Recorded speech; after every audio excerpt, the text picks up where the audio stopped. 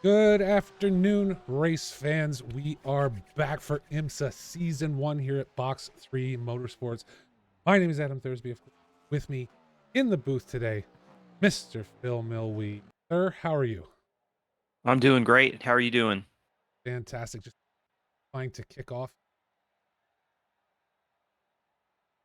We are at, get this wrong, entire motorsport park. Yep. Is that right? Yep. You got it. Qualifying just now kicking off. Oh, GT. I don't remember. Anyway, doesn't matter. How you been the last 2 weeks, sir? Did you have a good holiday? Happy Christmas. Coming to an end Absolutely. here Yep. with me. Yep. Holidays were good. Getting to see friends was good. Yeah, just been it's kind of been a staycation with the family. So About that. yep. Fantastic. For some reason, people are Mm-hmm. but it has been great to just stay at home and not go anywhere, do anything. I don't think I've left the house in 4 days. It's just been I can't Sounds complain good. even. But we are not Yeah. here to talk about that today. We are here to talk about, again, IMSA Season 1, Round 6, Canadian Tire Motorsport Park. Sunny, partly cloudy, 18 degrees Celsius out there. Track temperature of 35 degrees. Bowmanville, Ontario, Canada. Get ready. We have a driver who might not have driven with us before. Yeah. We got a couple And new faces. we do, and I think that's why. Maybe he doesn't know. Wait for the other drivers to qualify. Hmm?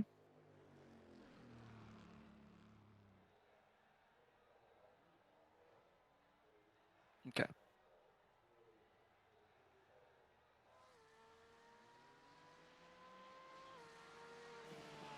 Oh yeah, GTDs will head out first. Lewis in the chat doesn't get to complain about temperatures today. I made sure that I ramped all the temperatures up for the rest of the season. Just so everyone's aware, it's going to be at least 35 C ambient temperature and perfectly sunny, so that we can ensure track temperatures tap right around 60 for every race. Rest of the season. So Phil, listen all. I have not driven. I think I've taken 2 laps around this circuit. It's a short circuit. We saw during practice ETP drivers hitting laps of 106 or so. So not a long circuit. So what do you think? I mean, where also heard a lot of complaints that I'll get to in a minute. Not complaints, but concerns. Talking last night, radical rate.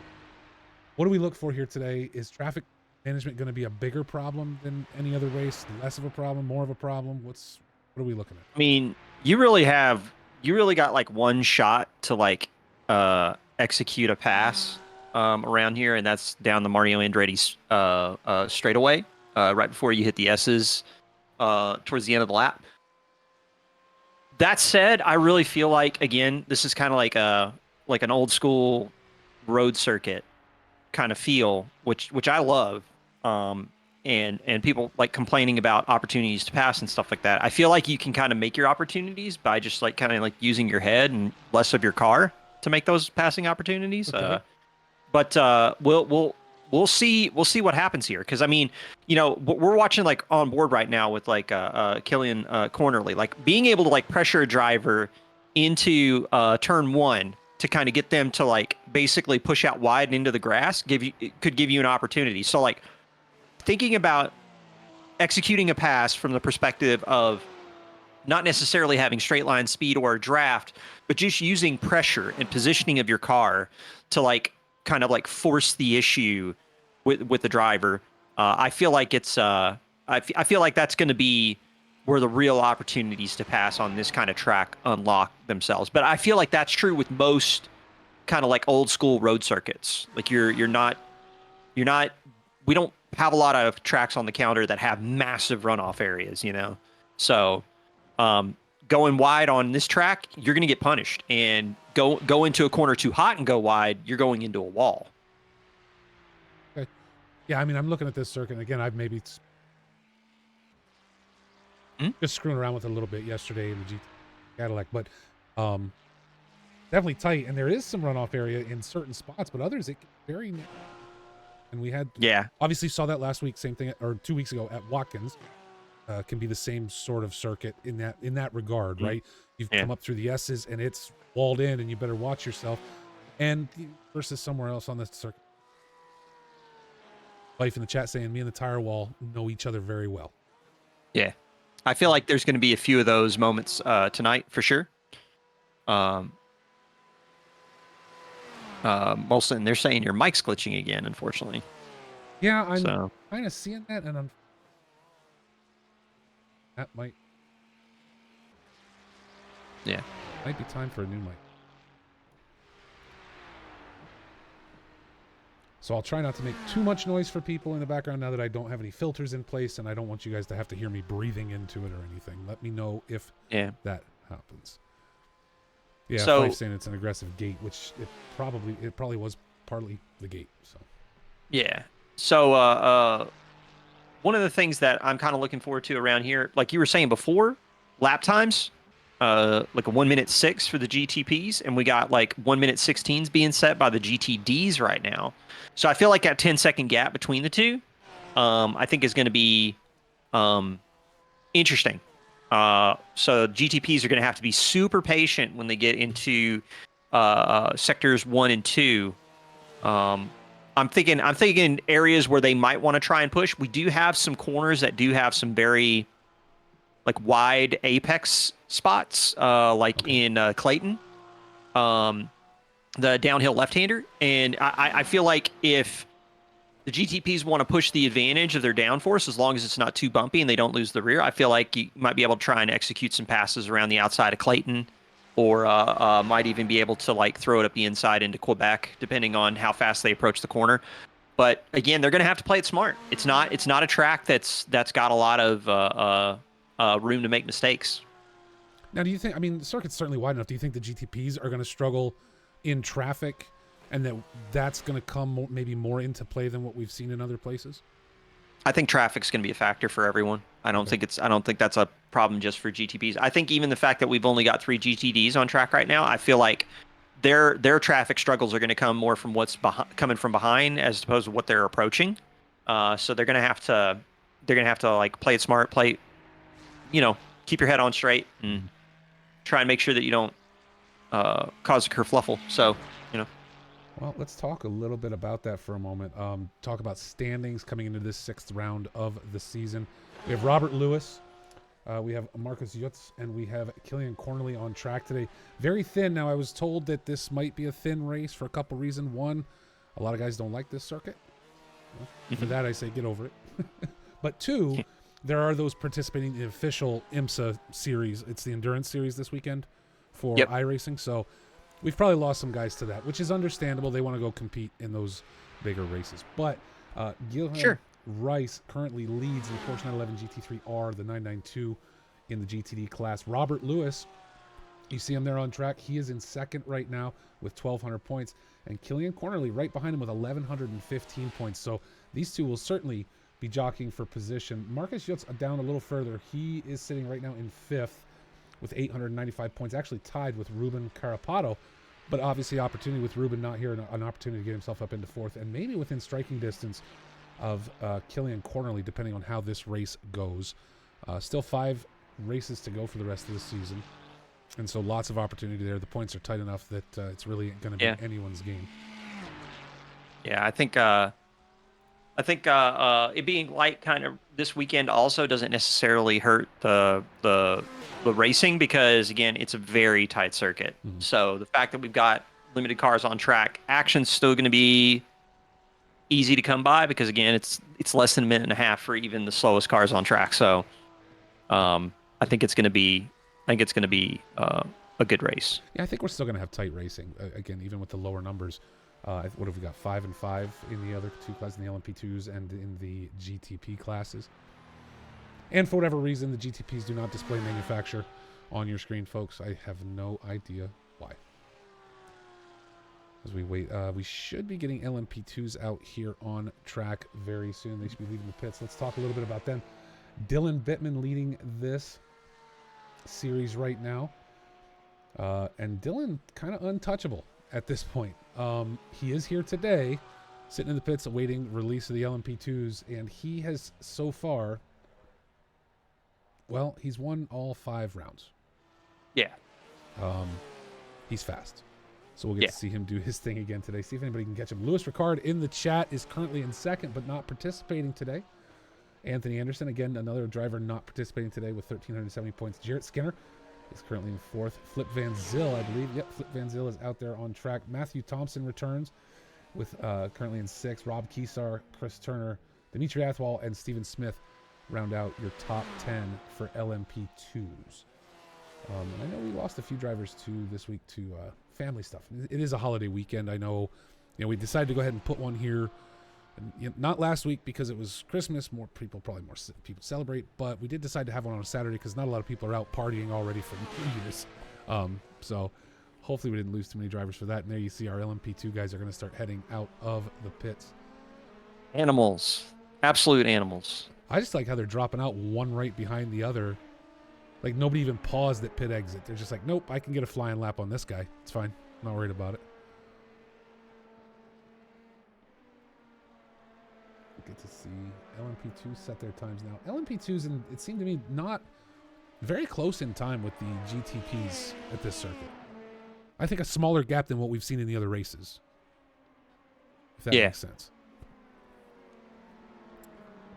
We'll see how these guys do on their out laps now. 2-second gap? Yeah, I couldn't remember from the practice session about how far apart they are. 2 seconds is not much. My goodness, look at them head out there.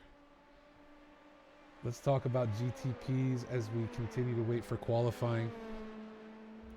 Switch that. Alex Witt leading for the GTP series so far through 5 races.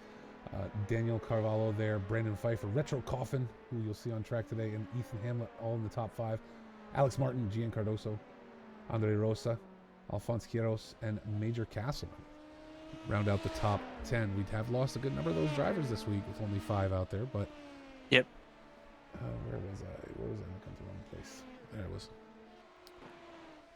So Coffin, I'm going to try and move up this week. Rumbout's returning. His first race with us, actually, this series.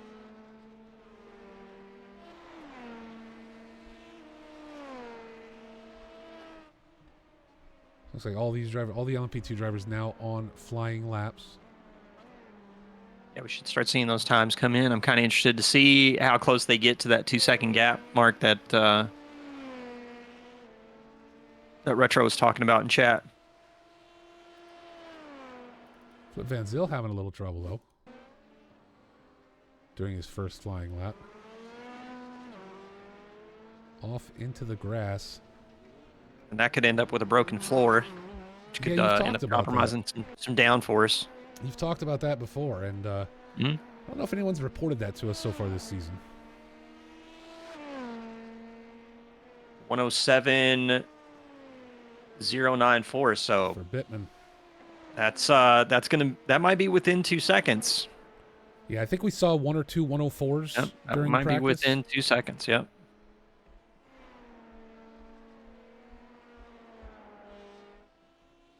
Jarrett Skinner setting his fastest, and Steven Smith in the 108s.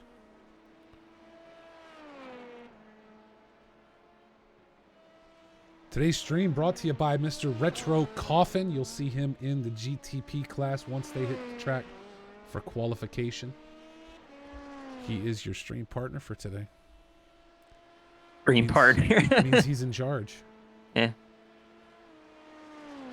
It's not a Porsche sponsor stream. The Porsche did not show up and click the button. Retro Coffin clicked the button. Today's stream brought to you by Retro Coffin's hair. Okay, you saw what he said there, Phil. No slandering the Porsche. He's made a request. So maybe for one race, we don't see anything about the Porsche.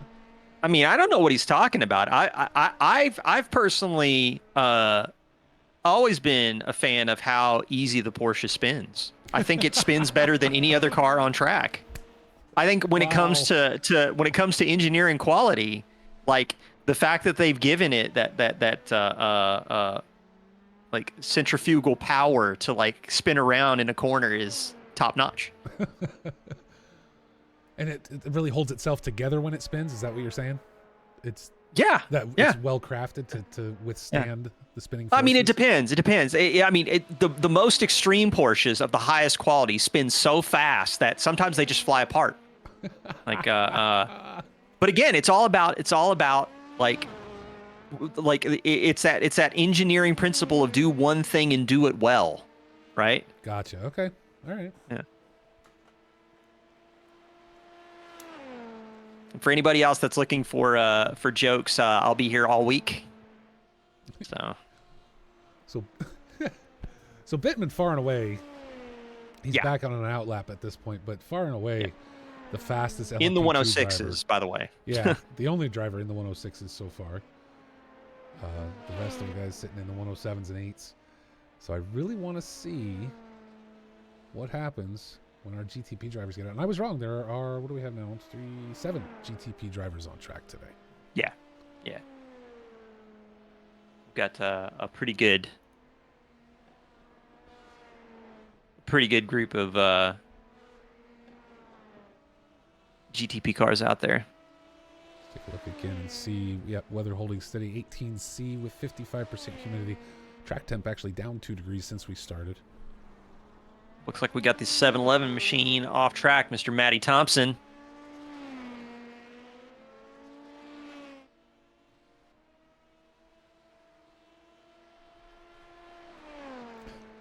I don't even know if I could run a poll right now if I wanted to.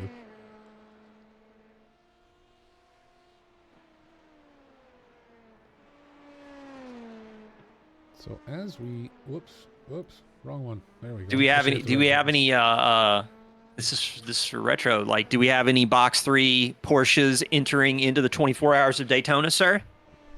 Shouldn't we? I'm not sure. I think most people are just like, nah, they're not driving that car. Let's take a look real quick, folks, while we continue to wait for our GTP drivers to come out, and we'll keep an eye on LMP2 qualification. Don't forget, if you are an iRacing driver, had so much fun last night driving the Radicals at Rudskogen with the guys. Casual series, just out there to run around, have some fun. Nothing serious, no stewarding, no broadcasts. Just out on track, having a good time. And it was my first time out driving with them. So Alton Park coming up on January 5th, Charlotte and Tsukuba through January. And casual racing, casual street stock racing, oval racing, circle racing, whatever these guys want to call it, where you just turn left a lot. You just keep going like this. Starts January 7th at 2 p.m. Eastern. Street and dirt mix for casual street stock racing here at Box 3. And I want to bring up one other thing. Coach Dave Academy sponsoring with us a giveaway, 1 month of Coach Dave Delta Box 3 t-shirts. Hit it, follow us on Twitter. I am not calling it X. Join the Discord and be sure and share that tweet. And I'm telling you right now, you guys are going to have a lot of fun and possibly get to check out Coach Dave Delta. That's a cool offering.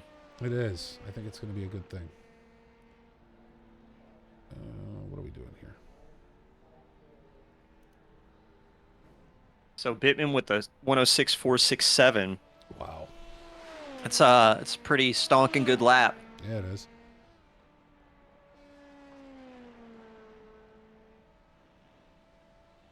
Yes, it is. Well, especially given the competition here. I mean, Skinner looks like Skinner headed back in for the third time, try and make some adjustments and knock his time down a little bit. But he's 9/10 off the pace of Dylan Bittman. I don't see him closing that gap up real fast. Let me tell you, the GTD field, like we got little what is that? A little over a tenth in between Robert Lewis and Marcus Jets. So interested to see how that race unfolds. Well, again, I feel like for them, it's going to be about managing the traffic as it's uh, as the prototypes are moving through. Yeah. So I think it's going to be about keeping it close and managing traffic. It's going to be an interesting one. And then when we get to the GTPs, I'm very interested to see if the changes to the Acura continue to kind of like let it bubble up into the surface with some of these fast times. We know Ethan Hamlin's already a whiz when it comes to the strategy calls, but he's also not slow. And the fact that the Acura got a bit of a bump in performance, it's going to be interesting. I'm still waiting for Retro Coffin's maiden win in GTP. We're running out of time, Retro. Rounds left. Just want you to know. I got my memorabilia. I've got my ceremonial mullet like poster Ready to go. that I like, pray to before the race so we could see the hair win. Saving it for your home track. Yeah, I see. Okay. I see. That's it. I see. One thing I want to mention too, if we look at our LMP2 times, I mean, obviously discounting Dylan Bittman because he is that 9/10 ahead. Skinner, Smith, and Zill. Yeah, it's close. Right there. Can I just say? I think we're going to see a horse race today in LMP2 class. Yes. Can I just say, Flip Van Zyl has like seriously improved since the start of this season, and to be able to be stuck with the likes of Steven Smith and Jarrett Skinner now, like I'm pulling for Flip. Like massive improvements from the start of the season.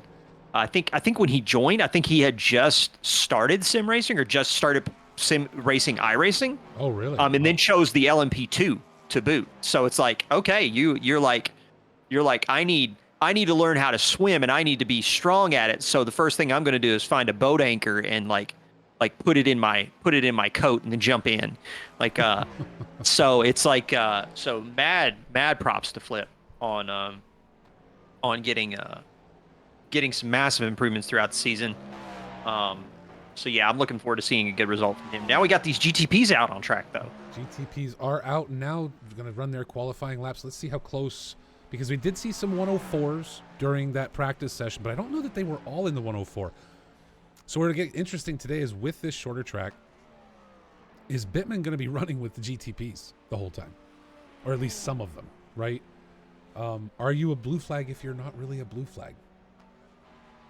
That's the thing is when it comes to the rules for the series, blue flags are they're not required. Like you definitely aren't supposed to fight a car that's trying to pass, but at the same time too, it's not like you have to just like jump off racing line, park it, pull out a newspaper, and wait for all the traffic to blow by before you can go back out on track and continue doing your thing. So it'll be interesting. Speaking of not much season left for Retro to win a race here in GTP, January 13th, Homestead Miami Speedway. We swapped that out from Lime Rock because changing classes is hard, and making people all go down to GTD was not going to be what we wanted to do. We wanted everybody to keep their class. So we're heading Miami in January. January 27th, Road America. We will be back for that. Round 9 in Virginia, VIR. And that will happen on February 10th. And then, speaking of Retro in Indianapolis, February 24th, he gets his opportunity at the Indianapolis Motor Speedway. And we finish the season at Road Atlanta on March 9th at 1:30 p.m. Eastern Standard Time. I'm not sure if you're watching these times come in or not yet. I am now. Oh, my goodness. Okay, yeah. Rombout's not playing. Yeah. Joins in the fun and then immediately like pops up to the top with a 1:03:09. I believe Justin Zupan, this is his first race with us as well. And, yeah. Right there, 1:04:347. There's Mr. Dylan Bittman in chat talking about Mini Petite Le Mans. Absolutely. It's going to be fun. Road Atlanta is a super fun track. Really looking forward to calling a race there. That is going to be an absolute blast. Oh, Rumbout. getting pipped by Mr. Ethan Hamlet with a 103.405. Wow. So the Acura really flexing on the field here in the prototype category.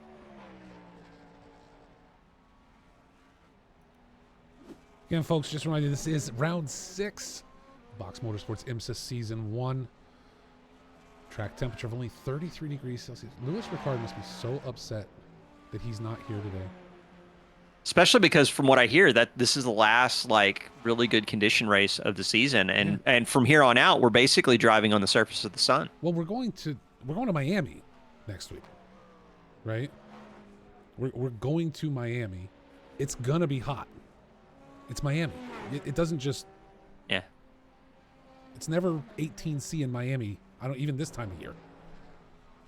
I see Blaze trolling me in the chat there, talking about the fact that you guys are so inclusive that you include never nudes in the commentary.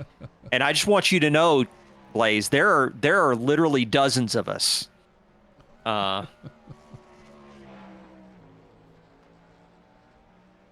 So Ethan Hamlet, 1 minute 3:21. Rumbout's getting a little bit of a boost there with a 103.796, but I have to find a little bit more to catch up with Hamlet. Yeah. And then we got 1 minute 4s for a good chunk of the GTP field. Well, what I find I love you too, Blaze. We are once again going to see a battle this week, and we'll, as always, we'll see how traffic impacts that between Coffin and Pfeiffer. Yeah. I mean, those two seem to run very close all the time.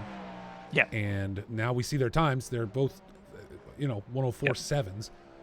Yep. So maybe we get a real heated battle between those two this week. Yep. As Fife finishes another lap, unable to bring it down. Now a 106.4 on that last one. And off into the dirt for this one. He's about done.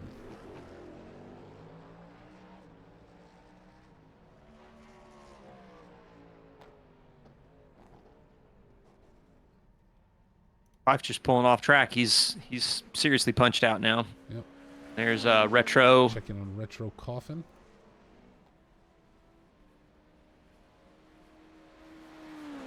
In that Porsche. If I did, he is the stream partner. I should mention the Porsche, or he'll probably get upset about it. So. I mean, it's probably written in your contract. Somewhere. Right? I don't know. I don't pay. Joke's on you, though. I can't read, so.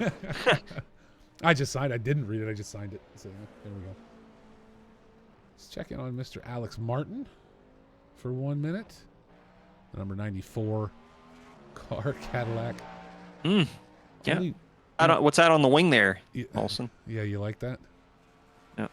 Or the helmet, or whatever. Ethan Hamlet gonna come back out for one more shot. Now, is Hamlet? Is the Acura? I mean, you talked about changes to the Acura. Is that helping him here, or or no? I mean, I would say a balance. I'm not taking anything away from that, Ethan, but is the BOP going to make it so that other drivers are going to have a hard time catching him? I mean, I would just say so. Normally in like non-esports level, like BOP doesn't really make that much of a factor. Okay. For someone like Ethan, though, I would say it probably would get him like maybe a tenth or two. Gotcha.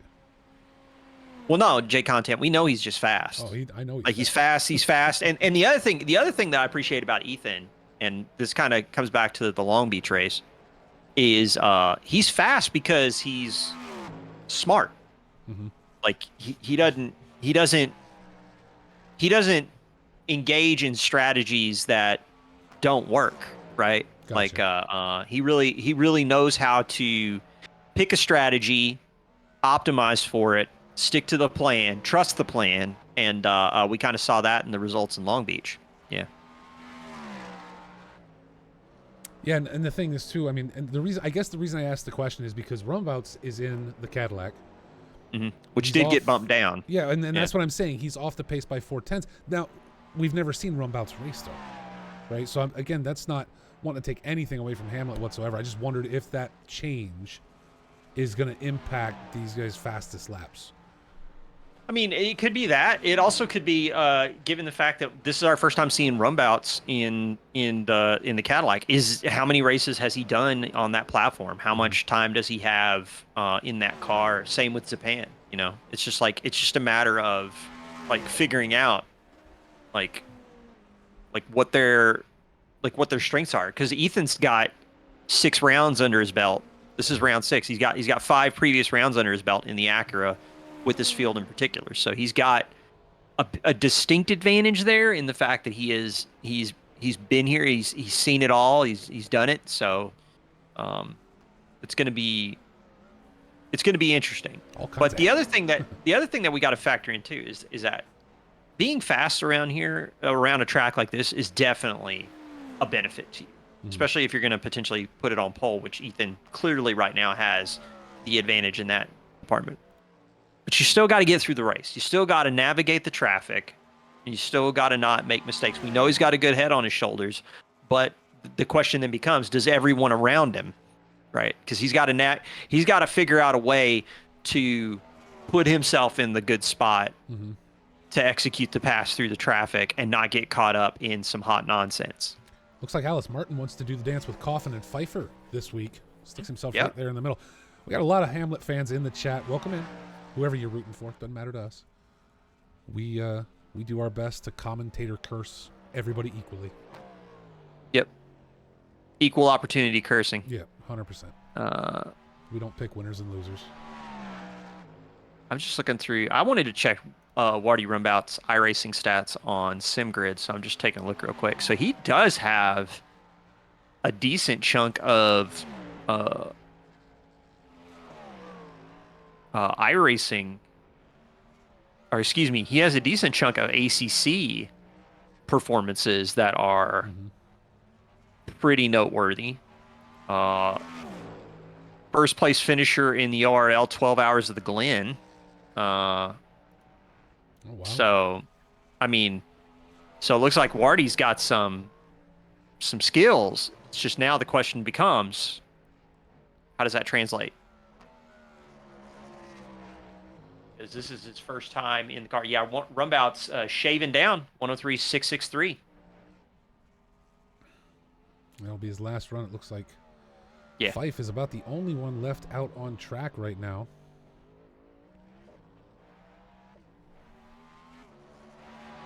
So we are at round 6 in this series, sir, and I want to ask you a serious question now. Of course. Commentary between ACC and iRacing, which do you prefer? I'll tell you this. It's not a preference between sims. It's a preference between just GT3 and multi-class racing. Ah, gotcha. I love this multi-class stuff. It is so much fun to me to watch these guys have to go into traffic, to watch them have to deal with it. There's no easy way to do it. You have to deal with traffic. That's just all there is to it. Yeah. And so for me, I enjoy this. Now, there's been talk of a WEC championship on iRacing, once the IMSA season finishes. I think that'd be a lot of fun. There's been talk of, well, right now we have the GT3, GT4 season of ACC going on. I think there's one race left on that season on the January 7th. And I think there's been talk of, GT2 is supposed to release for ACC in January, I believe. So what? Probably by the end of the month, 24th, something like that. People are saying. I think you add that, and then you put all 3 classes on track in ACC. I say it's just as much fun as covering this. For me, it's going to be spicier than covering this, in my opinion, because those really? cars are not that far off of one another in terms of times. I mean, GT4, GT3, yes, but GT3, GT2, I'm going to be interested to see what the times are going to be like. So it'll be interesting. And also because the GT2s do not have the aerodynamic kind of like support that the GT3s have. Okay. They've got more power. They've got less assist. So it's going to be interesting. Well, What's going to be So it looks like GTPs are done. Yep, And we're ticking down to the last minute of qualifying with Ethan Hamlet on top with that 1 minute 3:3:21. that's The dude is crazy fast. yeah. But Yeah. Rumbout's right there, right? Rumbout's Yep. is right there. And then we look at the rest of them. Again, I'm going to be watching this battle between Fife, Martin, and Coffin. I think, listen, Justin Zupan got himself into third, but he's an unknown. This is his first race with us this season. Yeah. So we don't know where that's going to land, right? But we do know Mhm. Coffin, Martin, and Pfeiffer. And those three drive hard. They drive clean. We'll get to see here kind of where they're going to land with this. Fife, Yeah. I think probably the one who has been doing this the least. If just looking at the display, he is a C-class license to Coffin and Martin's A-class. Now, that doesn't necessarily mean a lot, right? But I think it can, based upon just the overall experience. We know Fife is an experienced driver. He's been racing ACC since the start of Box 3. So I'm not concerned there. But there is a little bit more to be said about this multi-class racing, in which these guys, I know Martin and Coffin have both done more than just this season. Yeah. I think we've got good close pockets of fighting all around. I'm really don't forget to let the Porsches finish P1. Because that's exactly what you want when you're trying to like tout your engineering cred. Yeah. Totally let the field let me win. Best car ever. So yeah, I feel like we got some good close pockets of fighting. And I am going to keep my eye on the Robert Lewis, Marcus Jutz GTD battle. Because I really think that even in a short race like this, I think it's going to be a matter of strategy, and it's going to be a matter of like managing the traffic. So it's going to be interesting.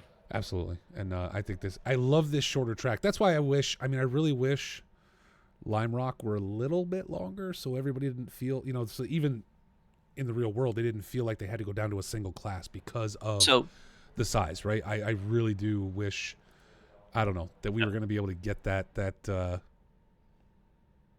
multi-class at Lime Rock because it is so small. So hear me out. Multi-class at Lime Rock is what you want. 30-car grid, split into 3 classes of 10, and then you basically run the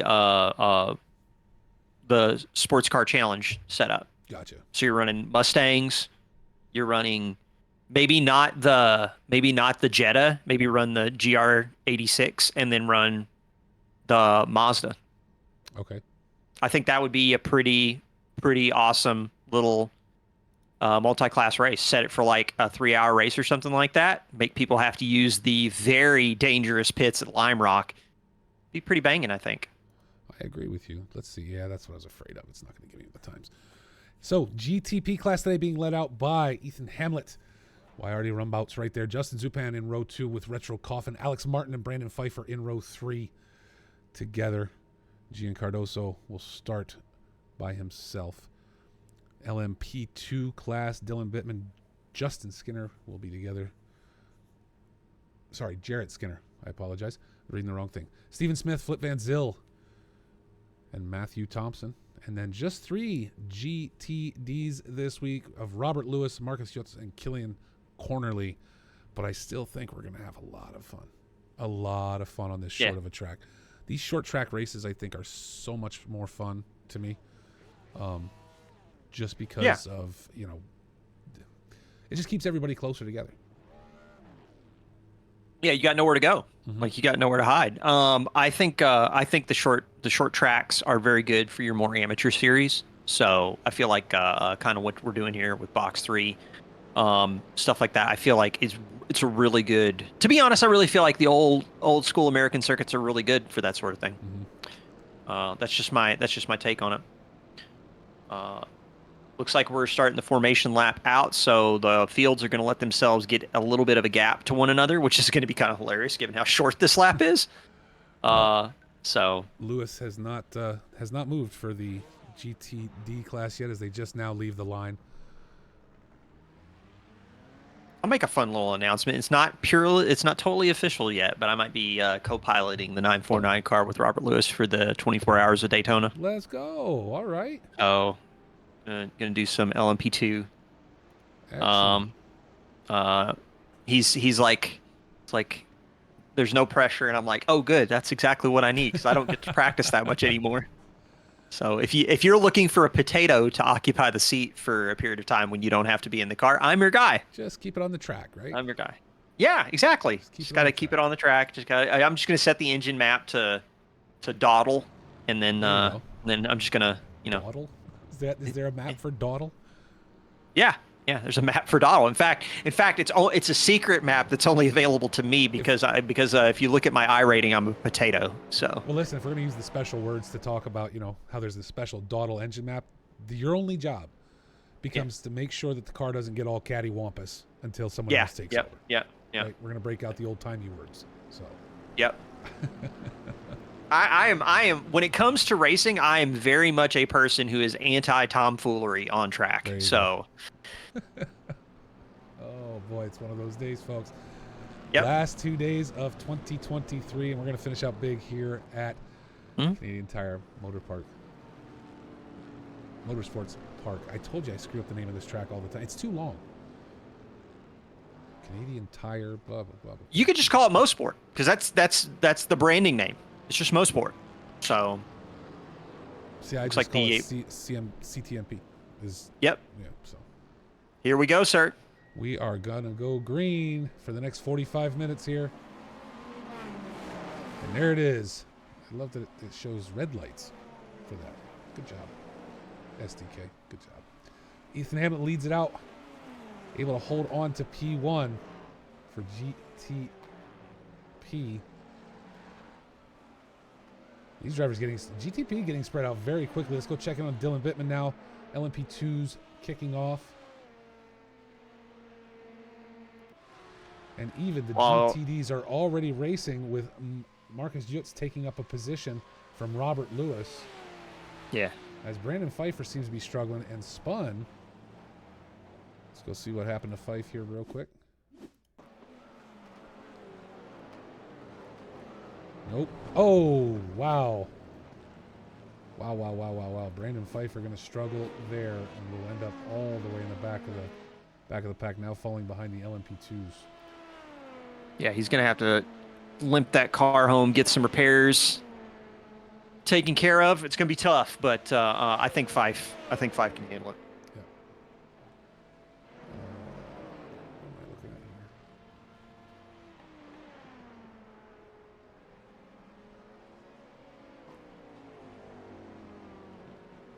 here? And Fife directly, as you said, right into the pits. Yeah, he's got to get that. Choice. He's got to at least he's got that one fast repair to use, so he's going to be able to take that. He's going to want to make sure to have his tires unchecked because I think if you have tires checked, you don't get that fast repair. Oh. But so Ethan Hamlet continuing to lead GTP right now. Dylan Bittman just running away at this point. 1.7 seconds over Jarrett Skinner in LMP2. I mean, I feel like it's going to be Dylan's race to lose in LMP2, but I think that struggle is going to come from traffic management. He's going to end up going toe to toe with some GTPs in some corners, and he's going to have to play it smart. If I'm Dylan, it's about buffer. Like I need a buffer, because if you got the raw pace to be able to pull away, that means you don't need to use it all the time. Yeah. So if you're getting into a situation where you're going to end up in a weird traffic scenario or something like that, might not be a bad idea to give a lift, like on corner exit, just to give the GTP car an opportunity to get around. GTD staying close. Robert Lewis Marcus Jutz was able to get ahead of Robert Lewis off the jump of the race, and now is holding on just barely over Lewis, though. Not really able to open up much of a gap, so Lewis going to run him down. The two of them battling, though. Cornerly's not losing a ton of time, but that gap was opening up earlier. Jay Content looking for some on board with Ethan Hamlet. We will do that, sir. As soon as we know we're not going to lose something right here. And it looks like as times start coming in with latest lap times, Our GTPs are going to start catching the GTD cars already. It will not be long. Oh yeah, I mean they started really far back because they give themselves space before the start of the race. But then on top of that, you add in the fact that GTP cars are lapping.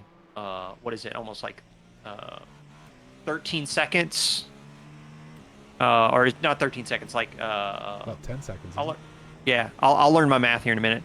It's somewhere between 10 12 seconds. 10 to 12 seconds faster. They're gonna catch pretty quick. On board now with Ethan Hamlet.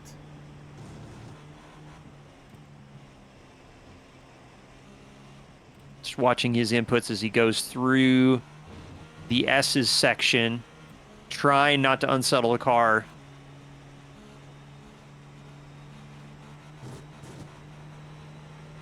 With these older school street circuits and these prototypes, it's also about like figuring out the line on the track for this car, because sometimes the fastest line around for a GTP car isn't the fastest line on the track because of unevenness of the track surface and a number of things. And here we go. Yeah, he's gaining on the class leaders in GTD.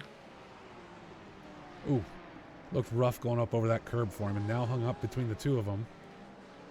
It's making him some room, letting Hamlet get on around.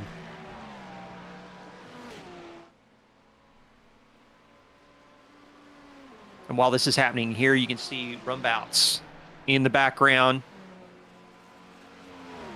And he's going to get around Lewis before we get to corner entry, but is he going to get around Juts? I think he is.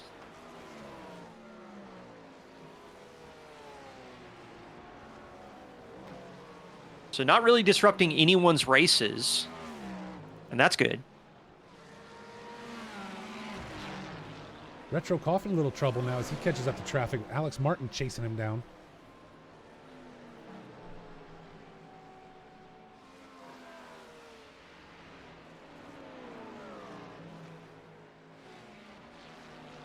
And I'm very sad because, again, we know obviously he's going to make up some spaces from what you see on your board, but Brandon Pfeiffer, you know, all the way down, a lap down now, we're not going to get to see that battle between him, Coffin, and Martin like we wanted today. I think we might be able to see a little bit different of that because he's taken the pit stop.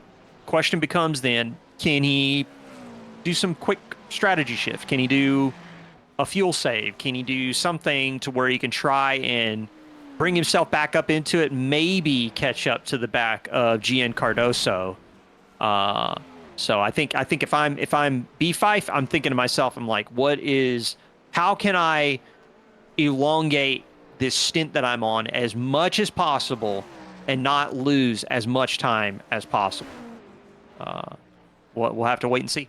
Now, you know, given that happened lap one, Fife's still going to have to make another stop, right? It's a good question. If I remember correctly, so I mean, he might be on the Ethan Hamlet diet and trying to figure out how to stretch a tank of fuel the entire race. So it's like, you know, we'll see what happens. Traffic management, again, that's going to be a thing for Fife. He's already running into GTD traffic. I think he's got some LMP2s there for company. Oh no, actually he's got another GTP there for company.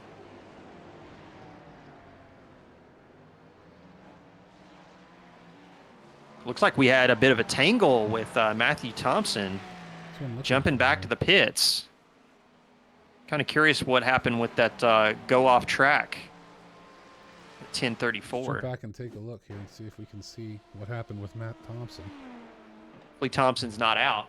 Oh, right there. Yeah, well, that looks a lot like hardware failure, maybe? I mean, maybe. It also could be a bit of just coming in the corner a little too hot. Just the way if you touch that grass on that downhill section, if you're not seriously slowing up before you hit the grass, you're just a missile. You're not. Gotcha. There's no way you're going to turn the car. Okay. Gravity is just going to pull you into the wall. Let's get back to Yutz and Lewis because these two will not leave each other alone today.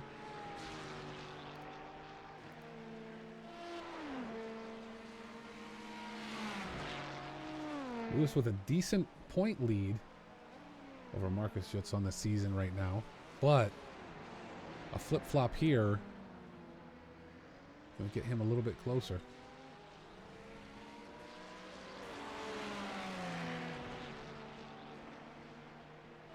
Cornerly appears to be struggling.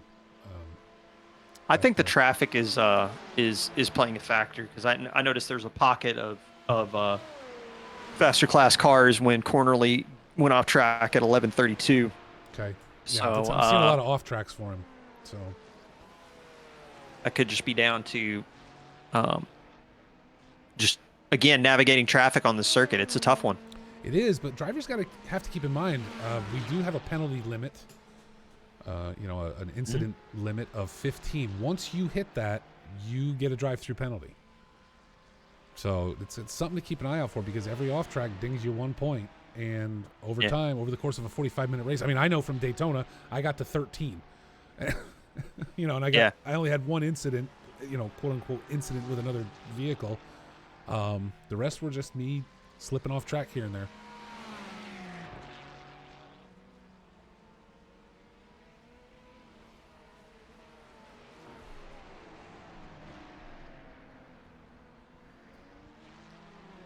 All right. All the action in GTD today.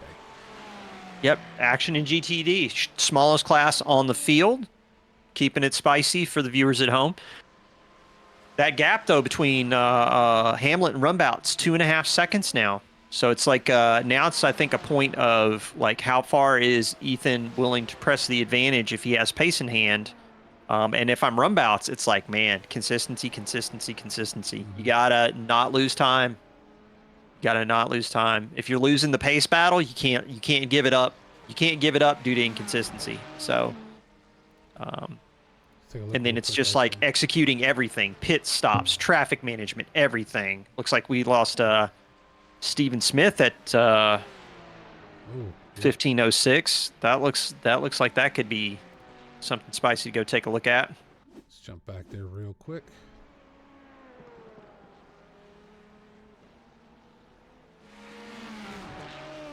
Throwing it out wide. Yeah, I saw the curb grabbing him, but nothing. No damage. He's got to get himself turned around. But now the traffic. That right there is probably the best he could have hoped for. Yep. I mean, he's got to deal with traffic as he gets ready to rejoin, but he can join off racing line, which is what he did, and yeah, it's probably the best he could have hoped for. Absolutely. As our GTD battle continues between Marcus Jutz and Robert Lewis.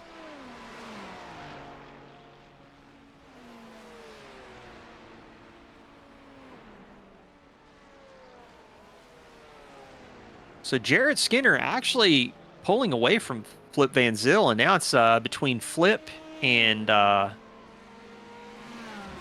what is it?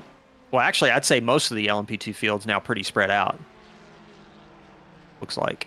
Yeah, just keeping an eye up here on GT. And Rumbouts has closed the gap up to P1.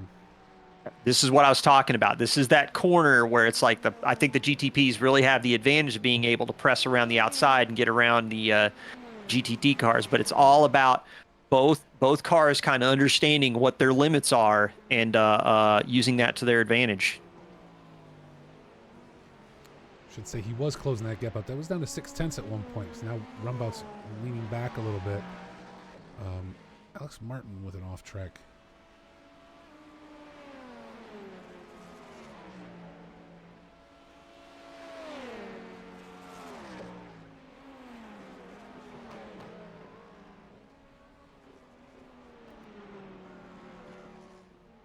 We're at the 13-minute mark here in a few seconds, and yeah, the race about survival is kind of like the theme that's starting to emerge here.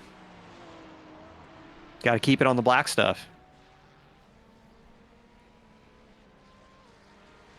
Well, this should make Retro very happy as he's driving even now. I mean, he's in fourth, but he should be very happy that GTD's class leader is in a Porsche. We said we would mention it to, try and take care of him. But the Acura continues to lead GTP.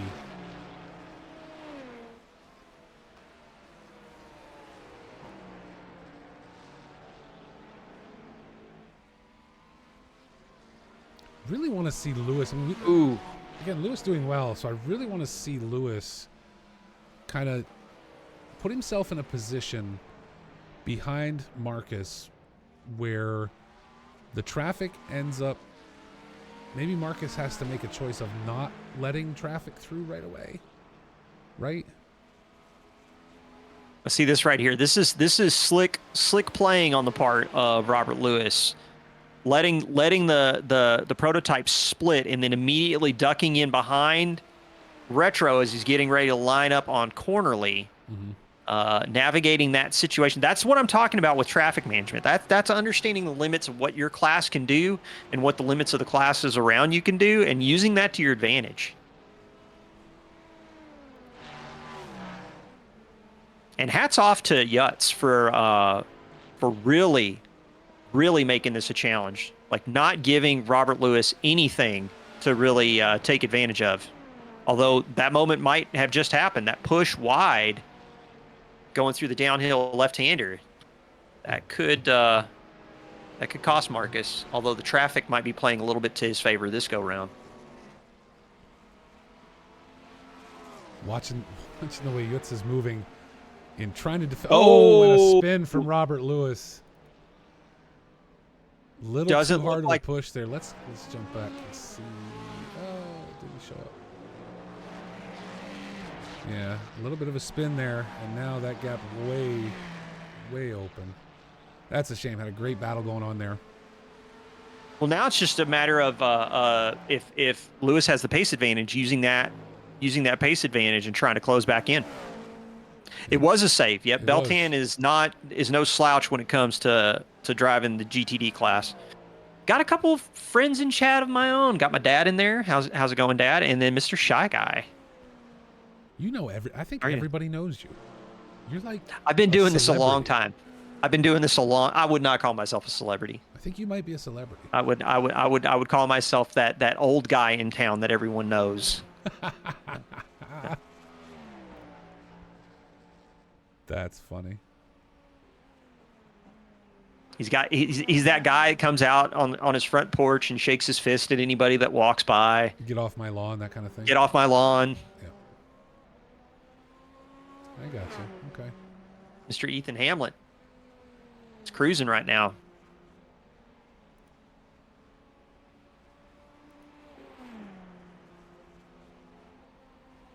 That's an interesting statistic you had popped up there. We have the widest skill class, or the lower skill class, the LMP2s at 1.7K. Interesting. We have a crash from Steven Smith and Flip Van Zyl off track. Let's go back and take a look at that one. Oh, right? Flip was. Oh, that is unfortunate. I want to say that is unfortunate. There, yeah. I don't think he was expecting Retro to go inside that soon. That is unfortunate. Just wanted to check on this crash from Steven Smith. Yeah, another spin there, but again, lucky. Yeah. The uphill left-hander, the uphill double left-hander is deceptive. It is a deceptive corner. You get a bit of a braking boost on corner entry because it's got such a steep uphill entry. But once you crest that hill, you've got no grip in your front tires. So if you're not slow enough yet to where the car will just kind of like settle down and let you turn in through the corner, you're just going to understeer. And then kind of what we saw there was probably was still braking, still had some brakes applied and started to turn. And that's just, you're asking too much for the rear tires at that point. They can either help you slow down or they can help you turn. They can't do both. Gotcha. Trying to see here if this is going to tell me. Looking for our total incident points for each driver. That, unfortunately, I think you're not going to get that information unless you go to the entry section, and I can't even see that. We won't know that until the end of the race. Okay. Yeah. But yeah, it is... Actually, rightfully so. iRacing keeps that hidden information so that people do not know whose potentially close to getting a drive-through, because then it's like, oh, look, you got 2 incident points left before you get a drive-through. Shame if something were to happen to them. Right. No, I think I can see them. I think I'm You can looking see at off tracks. I think I can see Is that off what the tracks. off tracks are? Okay. Yeah, but the thing is, off tracks don't cover collision. Yeah, no. Gotcha. Yep, because So very interesting. And to your point, I can understand why they might hide it. yeah. So the survival race is the theme. Checking on run bouts. Only 1.1 back from our race leader, Ethan Hamlet, class leader. And if I'm runbouts, this is the game plan. Keep Hamlet in touch. It could be that Hamlet has pace in hand. Sure. Let's assume that Ethan has, like a half second in hand or some wild number like that. Not that last lap, I can tell you that. If Hamlet has pace in hand, and he's kind of like saving it, being very conservative, and that's probably a very good strategy call. For him in particular, I think for runbouts, keeping Hamlet close, because as we've seen already on track, incidents can happen anywhere, especially with these different categories moving through each other's traffic. Could potentially capitalize if he's close enough. He lets that gap build and build and build and build to where it's like 30 seconds or 45 seconds or something like that. That creates an opportunity where if Ethan makes a mistake, he's got more space to recover in without getting past. So if you're runbouts right now, and you know you've got to go into the pits. Yeah. Right. Are you looking for an undercut, or are you waiting to see when Hamlet goes in? Again, my strategy is never let the car that you're chasing undercut you. Like for me, I always want to dictate.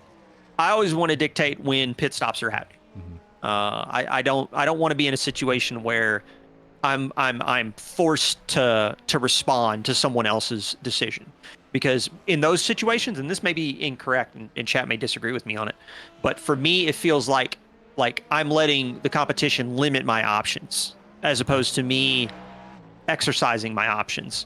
So like for me in particular, especially because it's like the only other strategy that I really kind of like appreciate is the massive overcut, because then you're light fuel, fresh tires.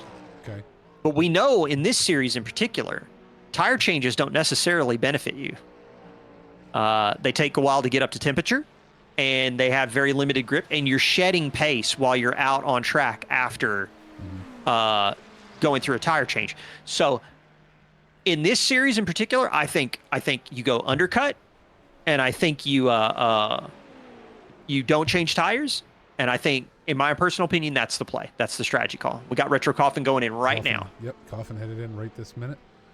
Now we've seen Martin and Cardoso have both headed in already for this stop. The other one I want to keep an eye on, the reason I brought up the number of pit stops, is I'm curious to see what Fife does as far as whether or not he can just stay out.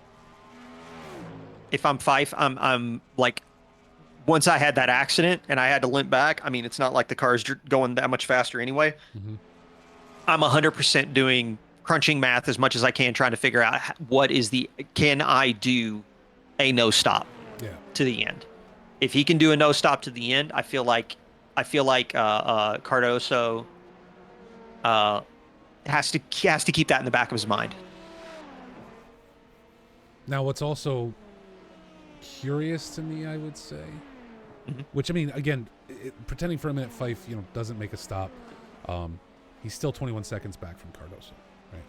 Mm-hmm. But what, talking to someone like Retro Coffin, when we were coming into Long Beach, there was discussion about how much fuel should we allow? What should be the max fuel load? All this stuff, right? And he went and actually did some digging and come to find out at 70%. Ethan Hamlet there sideways. Oh, and there goes runbouts. So Ethan Hamlet reacting to a spin. I believe that was. I think it was it Flip Van Zyl? That might have been Flip. spinning at the double left-hander, caught Hamlet kind of off guard. Let's I take think. a look here. I think that's what we caught. As Flip Van Zyl comes up the hill. Again, that's out. just Yep. again that's braking and you're still turning, and the rears are just like not gonna be down with it. So Wyerdy Rumbout's now ahead of Ethan Hamlet. So the question will become one of pace, right? Hamlet's only 2.5 back. Still 20 plus minutes left to go in this race. Both drivers needing to make a stop. Really too bad, Yeah. but at least no contact between. He was able to avoid contact. He's not going to have to dive in for repairs, anything like that. That's a good thing. Anyway, back to what I was saying, talking retro. We discussed fuel load and what should be the max to force a stop, not force a stop, etc. So we went and did some work on it, and we have another driver off track there. That's Steven Smith. Looks like Steven Smith off track again. What he found was you could do it in the GTP, but just barely, right? Yeah. It was one of the, and now granted, that was at Long Beach. That was not here at Canadian Tire Motorsports Park. But I'm curious if if him or anybody else, and again, we talk about Fife, figured out that, you know what, between the formation lap and the 3/4 of a lap I got through before I had to hobble it back to the pits, and I used my fast repair, just load me back up with fuel, and I'm not coming back in. Forget about it. See, that's the thing, though. I'm kind of curious if he can take fuel with the fast repair checked, because if they're touching the car, I don't know if you can pull the fast repair. So that's going to be interesting. So we do see Hamlet in the pits. Yep. Rumbouts is staying out. We got Zapan in the pits as well. So now the GTPs are starting to do their scheduled stops. Yeah. Which actually, I'm kind of curious also if Hamlet's is scheduled, because we also don't know Hamlet's strategy for this race. If he was planning for the one stopper, getting off of those tires after the spin might be the answer. Mm-hmm. We know that Rumbouts is going to have to potentially pit, especially if he's on the push now. If he's taking advantage of the fact that Ethan had the spin and Ethan's going into the pits, he might be in full attack mode trying to gain as much time as possible, because if Ethan has to change tires, he wants to use that lost time to his advantage. It'll just be interesting. This kind of mixes it up in a way that I didn't expect. And all it took was one little spin. Yeah, exactly. I mean, same deal with GTD right now. Mm-hmm. GTD field, both Yutz and Lewis have yet to pit. Lewis has the spin and has been kind of struggling to keep up with Yutz this entire time. I wonder if it's either something related to the spin or if it's just a matter of dealing with traffic. Because, again, with the number of prototype cars, the ratio of prototype to GTD cars on track, they're probably dealing with traffic management every single lap. Oh, yeah. There's no way. There's no way they're escaping traffic every run. As we're about to watch Marcus Yutz deal with a little bit right here.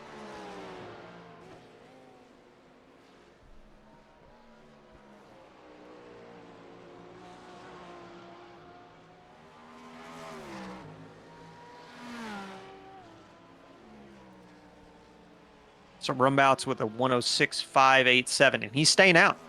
Still not in the pits. Dylan Bittman's in the pits. But LMP2 that gap class is coming leader down too. Since when we were looking before, it was when just as Hamlet was coming out of the pits, that gap was about 41 seconds. We're now down under the 39-second mark. So if I'm Rumbouts and I'm going to dive in and out, if I'm going to splash and dash, it needs to be now, before that gap gets any smaller. Yep, it definitely could be something that he's thinking about. I mean, I noticed the gap between Cardoso and Pfeiffer. So now sub 20 seconds. Mm-hmm. And again, we're kind of waiting to see what's going to happen with Pfeiffer, because he's got the one stop that he had to make. He had no choice. It'll be kind of interesting to see how it plays out. I want to see what Rumbouts runs for a time right here. 105.093. So that was his last. Ethan Hamlet's last lap, 104.69. Yeah, so, Ethan's going to be put. Ethan having to take a stop means that we are going to see that Acura basically unchained for the rest of this race. Yeah.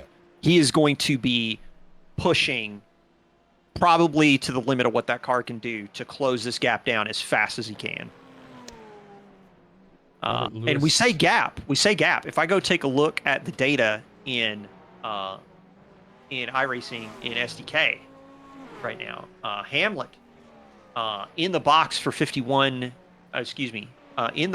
43 seconds with 18 seconds on the actual jacks. Okay. So, like he is just inside striking distance with a 38-second gap. So for Hamlet into the pits. Yeah, Rumbouts is going to have to hit everything absolutely perfect. It's got to be flawless. Hit your marks. You got to have your fuel already figured out before you go in. You got to make the decision of if you're taking tires or not. If he's in the lead, I would probably not take tires, because if he's got to sacrifice pace early on, I just don't know if he's going to be able to keep up with Hamlet. See if Hamlet's going to beat him out here.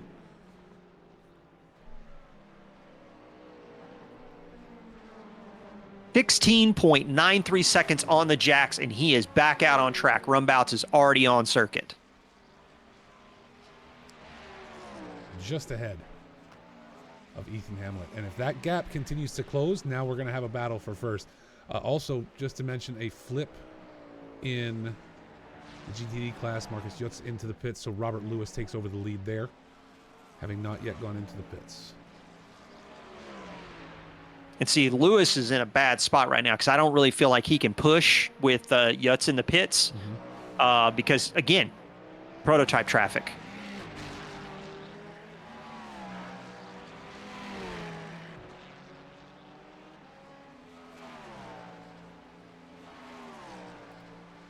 Ethan Hamlet just begging for anybody in his way.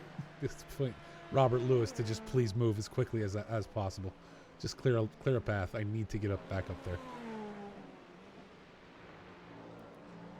Yeah, I think that Acura is going to be on full attack, and I think, and if I'm Rumbouts and I made that stop, that caddy, he's going to be wringing that caddy's neck trying to get it around the track as fast as possible. Because even if he doesn't have a pace advantage to Hamlet, every tenth that he leaves on the table relative to Hamlet just reduces the amount of time it's going to take.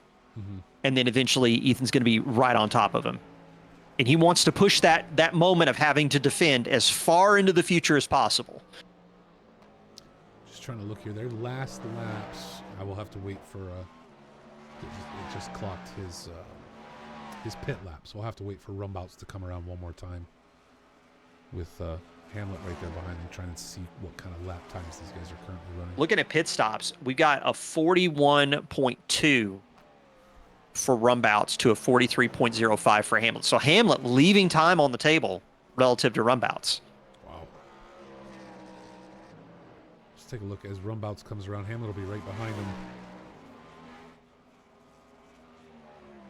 So 105.4 for Rumbouts, a 104.6. A 104.6 for Hamlet. So we're looking at 0.8 of a second. Hamlet to the good with plenty of time left in this race.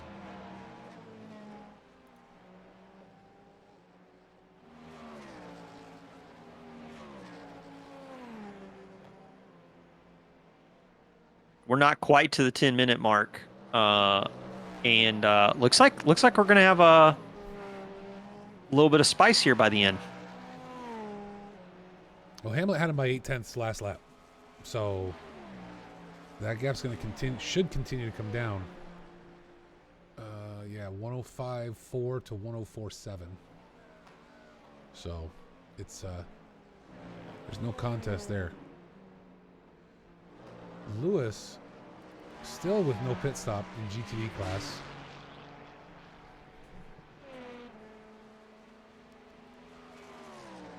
It's about 32 seconds behind.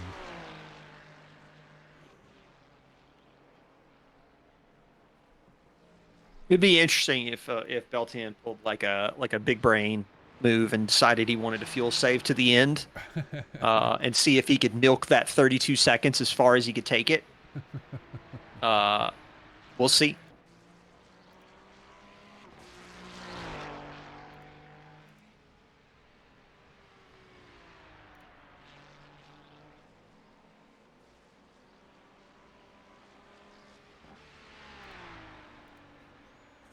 Keep an eye on Lewis here a little bit. Curious to see when he will head into the pits.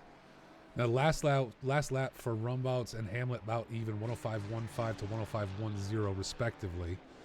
Yeah. So there's a lot of change back and forth between what I'm seeing for, as I clock these guys every lap trying to see what's going on. And there goes Brandon Pfeiffer into the pits.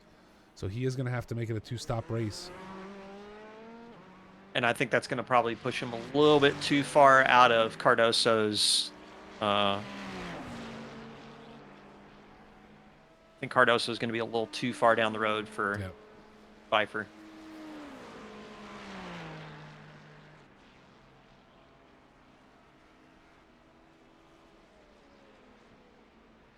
That's a shame. Again, Hamlet on Rumbouts by about a 10th. Just coming down to that 10-minute mark. So about 9 laps left? As quick as these are for the GTP class? I'd say 9 with the white flag. Yeah.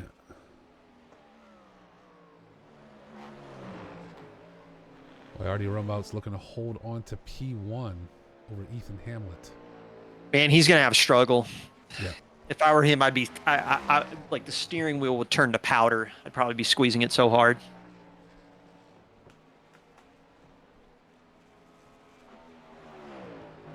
Retro Coffin looks like he's about 38 seconds back from Zupan. Kind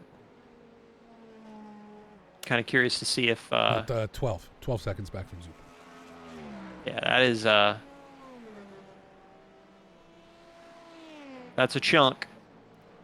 Alex Martin about 8.4 back from Coffin. So the back half of the GTP field is pretty far out one another. I'm honestly kind of surprised. I mean, not surprised at Hamlet's speed or Rumbouts for that matter. I do remember him, covering him in some ACC races. More surprised that all the fields got spread out as much as they did, given the shortness of this circuit. I thought it would take a lot longer before we saw them all completely spread out across the field like this. I'm going to go hop over to pit wall real quick. I am starting to get a sneaking suspicion that I think Robert Lewis might be trying to pull a no-stopper. It certainly looks like it to me. Under 10 minutes left. I am really starting to get a sneaking suspicion.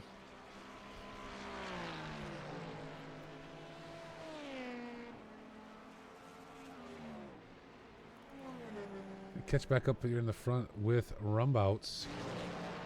Yeah, that get a full second. Ethan Hamlet a full second faster on that last lap. Zupan faster than Wirety Rumbouts. Maybe not. I mean, I'm still seeing some mid 16s from Lewis. That might not be a fuel save strat. Yeah, but if he's not, shouldn't he be at this point? I mean, he's got 30 seconds on Yutz, right? Mm-hmm. He ought to be able to I would think he'd be able to do a little bit of fuel saving to try and hold on through this. So it kind of cuts both ways, right? He's got a choice in that he could either go with the fuel save strat in terms of like saving as much as possible, so when he gets to the pit box and gets up on the jacks, less fuel has to go into the car to get good to the end of the race. Okay. So in that point, he's like saving time in the pit box versus saving time on the track, which is push as deep as you can with the fuel that you have, run the thing completely to zero, go into the pits, get a limited amount of fuel to get to the end of the race. It's 6 one way, half a dozen another in terms of like what your goal really is. But I'm just kind of curious to see which play Lewis is going for. The numbers don't look like a fuel save strat though. Like he's still pulling mid 16s out. So. Gotcha. Ethan Hamlet now has caught this right up.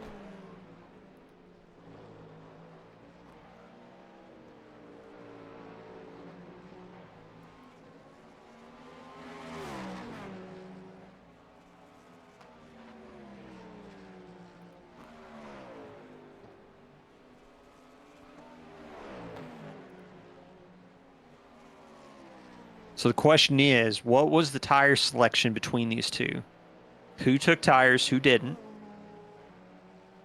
I am seeing the caddy push a little bit wide on corner exit. It's like when he was exiting Quebec, he went a little deep on the exit. The double left-hander at Moss, he seems pretty put together. So now it's down to straight line speed. Does the Acura have more oomph? Gap closing back down now as Steven Smith takes a second trip through the pits today. TG asking for an on-board with Hamlet as we engage in this battle. And on board with Hamlet. Killing me, Smalls.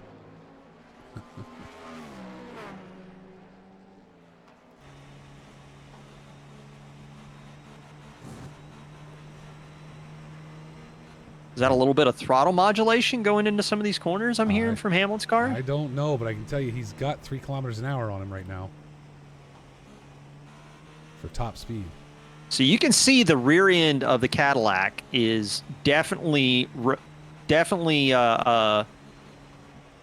handling the rotation of this car. So the rear end of the Caddy does seem a little bit loose. But that might be what Rumbouts likes. Here we go. We got some moving here, getting lined up. I think they're going to hit some LMP2 traffic at the end of the straightaway. Is Ethan going to push it into the corner? Oh, around the outside they go. Now he's got the inside line into the S's, and they're still side by side.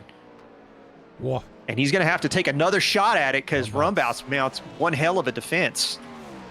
Wow.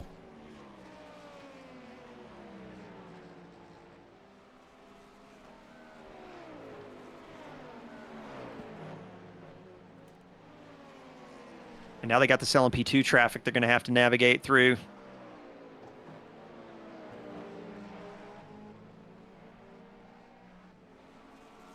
They're both going to get around Jarrett Skinner, looks like, with no issue.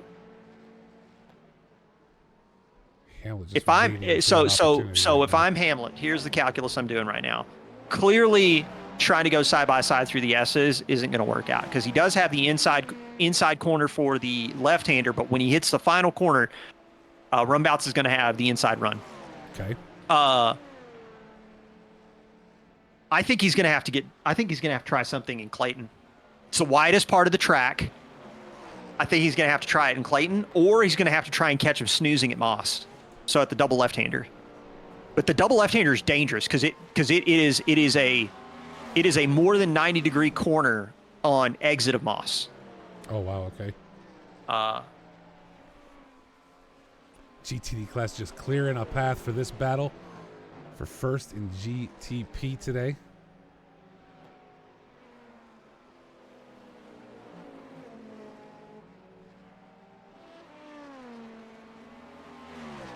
Hamlet very calculating. It seems like there are times that you start to see the gap open back up, right? Almost calculated. He's trying to line something up, maybe. Or maybe I'm overreading that, but it seems like it's happened several laps in the same area. Where you see the gap open up just a little more. Like he's trying to make a run on something, and he actually wants the gap there for some reason. I mean, I can't imagine it's fuel saving. He really wants the draft. Like he does not want to get into a situation where in corner exit he's giving Rumbouts an advantage. So that's possible. That's possible. I just really feel like he's gonna have to make the move in one of the more dangerous parts of the track. He's gonna have to pick one of the high speed corners to make the move. Well, he's got this it's tough. And maybe one more to get it done in. Yeah. Rumbaught's Like the margins. defense, he is playing great defense. Now, see this right here is what I'm talking about. This wide push out of Quebec is caught runbouts twice now. If it wasn't for the fact that Moss was so close of a corner, I think he would have already been dispatched 2 laps ago. But, and see, it just looks like with the exit out of Moss, Hamlet is not close enough to get along. If I'm Hamlet, attack is switched on, forget the battery, pitch it out the window to save weight. And yeah, just as fast as you can get to the end of Andretti straightaway.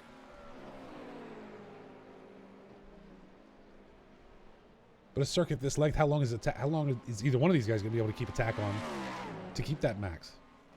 Well, I don't know if we are white flagged. I think we probably are at this point. All bets are off now. Yep.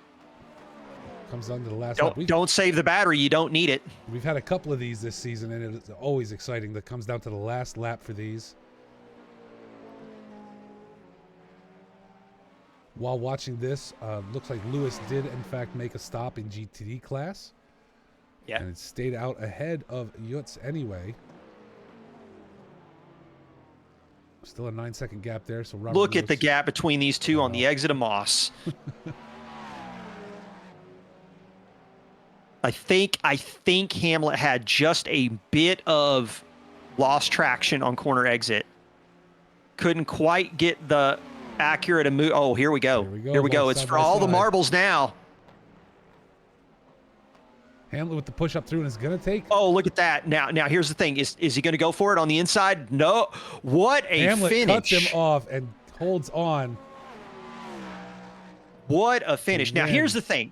What a race between these two to finish this one out. Wow. Ethan Hamlet able to push by in the last minute.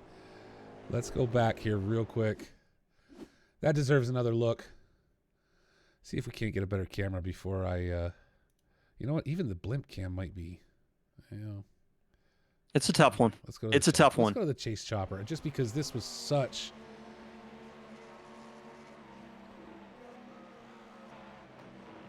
Gets him on the outside. Now, see, this was the move he executed before, like I'd say like 4 laps ago. The difference is that he was way deeper into the corner, when he went into the left-hander part of the S's. So you see right here, last time around, Rumbouts was able to come back and stay alongside, which made him automatically alongside for when they're going through the final corner. But Ethan pushed deeper into the corner this time and was just able to make it stick this time. Unbelievable. Great finish to a race. And no props to Rumbouts. That was a fight. That was fantastic. That was a fight. And looks like we've got Bitman in the top spot in LMB2 and Lewis in the top spot of GTD. Lewis able to hold on, even with a pit stop. Lewis able to hold on to that and take first in GTD class. So, holy Phil. I guess, but that was a race today. That 45 minutes, that felt like a 15-minute sprint. It did. I'm not going to lie. A lot of fun to watch. I'm not going to lie. I mean, again, I honestly thought we would see more battling just because of the length of the track. We lost that through that middle section. There wasn't a ton. The fields, all 3 classes got very spread out. Yeah. But they brought it back together. It was a great finish to this race. Guys, this is what we bring you here every time, whether it's ACC, whether it's IMSA racing. It doesn't matter what it is. I'm just trying to get over here real quick because I'm an idiot and can't remember things. Next race in the IMSA class is at Homestead Miami Speedway. We're going to have that here on January 13th, same time, 1:30 p.m. Eastern Standard Time. So please come back and join us for that. ACC racing picks up again on January 7th. We'll have that race here. And what was I trying to do here before we disappear for the day? Again, don't forget, we got a giveaway. Head over to Twitter. Give us a follow. Join the Discord. Share that tweet. 1 month of Coach Dave Delta and a Box 3 t-shirt. And if you enjoy casual racings on iRacing, come and hit us for the. I wish you'd have been there for the Radical race last night. We had a blast. It was fun. I mean, I was dead last, but I don't care.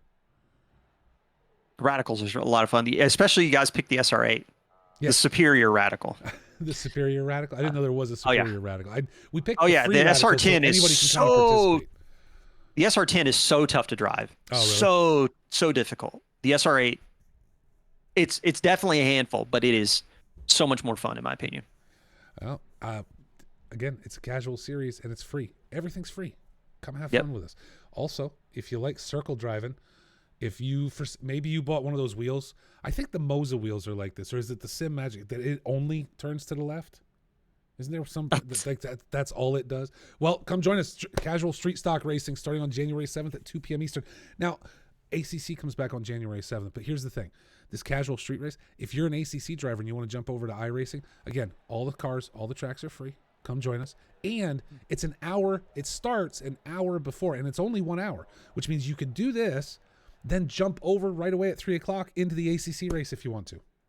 Yeah, that totally won't be confusing for your brake foot at all. No, you'll be fine. Don't Not worry at all. You'll be fine. You'll be Ah, fine. don't worry In fact, I think it's just giving you more seat time, so it's better. Exactly. You should do it. You get more race time. Why would you not want more race time? Yeah. With that, Phil, thank you so much, sir. I had a blast today. I hope you did too. What a great race. Ethan Hamlet taking GTP right at the end in the last two corners over Wyardi Rumbouts. Yep.